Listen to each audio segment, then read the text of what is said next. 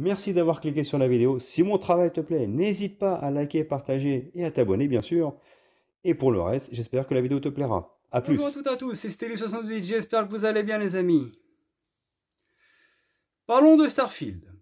Vous allez comprendre où je veux en venir. Je précise quand même que je n'ai pas encore commencé le jeu. Et le but de cette vidéo n'est pas de critiquer la note en elle-même. C'est la manière dont c'est amené. On se rend compte à quel point les gens peuvent être vendus tout simplement. Alors oui, je sais, j'ai fait une vidéo où on doit montrer l'exemple et tout. Mais je veux même pas être insultant, c'est juste une constatation parce que des gens se fient à ces médias, se fient à savoir ce que vaut un jeu via ces médias. Et plus le temps passe, plus je me dis que j'ai 100% raison quand je dis que jeuxvideo.com n'est pas un média de jeux vidéo, mais c'est l'équivalent de Voici. Parce que sur le plan qualitatif, sur le plan professionnel, c'est zéro. Et je vais vous le prouver par A plus B. C'est parti.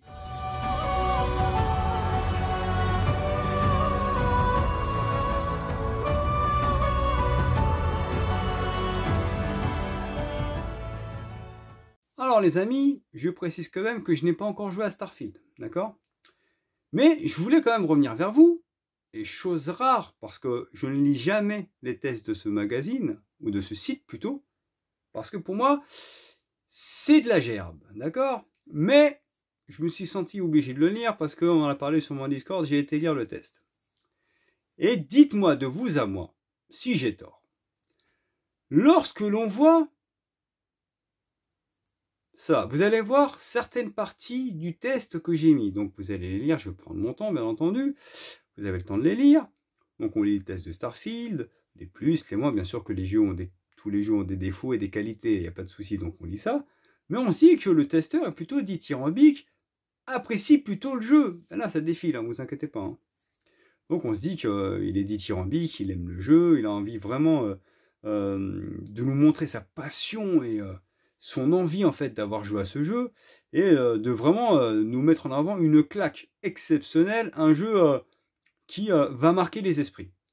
Jusque-là, pas de souci. Donc le mec, il nous vend du rêve, d'accord? Et lorsque l'on voit, je précise, hein, lorsque l'on voit à la fin la conclusion, on se dit, ça va être une bête de note.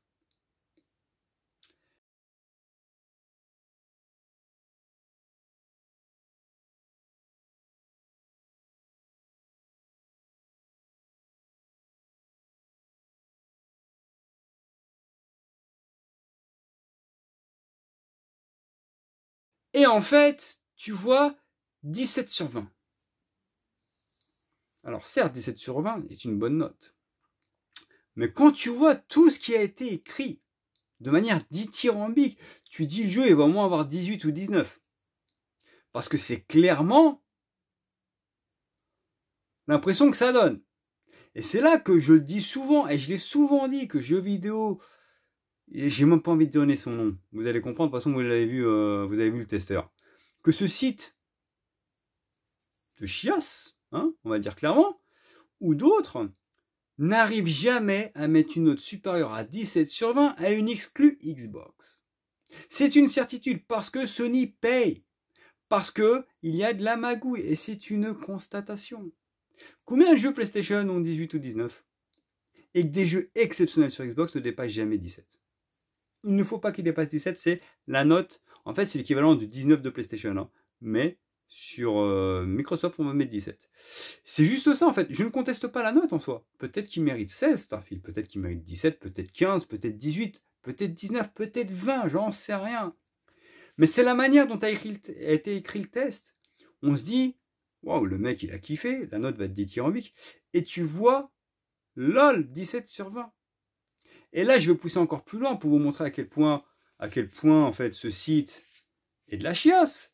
Quand on voit que ce site, on comprend le sérieux et le professionnalisme de ces journalistes, hein, quand on voit que ce site a mis un 18 sur 20 à cette chiasse monumentale, Battlefield 2042 qui a été détruit par la presse, qui a été détruit par les joueurs, l'un des pires jeux de ces 10 dernières années, il a eu 18 sur 20 sur jeuxvideo.com.